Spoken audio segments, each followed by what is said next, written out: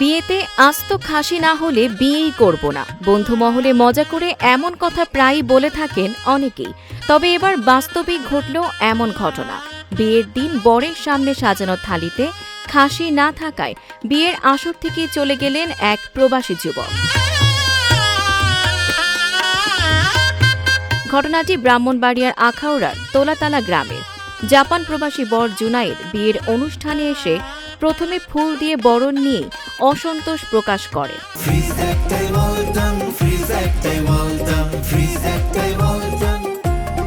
এরপর খাওয়া দাওয়ার সময় বরপক্ষের জন্য সাজানো বর থালা অর্থাৎ খদরে খাসি না দেখে ক্ষেপে যান তিনি। বরের সাফ কথা, খাসি ছাড়া খাবেন না, খাসি ছাড়া বিয়েও করবেন না। কনের পরিবার ও আত্মীয়রা অনেক বুঝিয়েছেন। কনের বাবা এমনকি বলেছেন আগে জানালে খাসির ব্যবস্থাও করে দিতেন, কিন্তু বরের সিদ্ধান্ত একেবারে পাকা, তার খাসি চাই।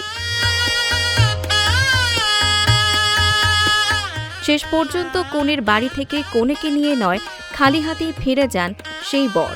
স্থানীয় ইউপি সদস্যের ভাষায় ঘটনাটি অত্যন্ত দুঃখজনক। তবে খাসির বিষয়ে এতটা অনড় থাকায় বরের কথাবার্তা কিছুটা অস্বাভাবিকও মনে হয়েছে। Tanjima Nowrin, face the people.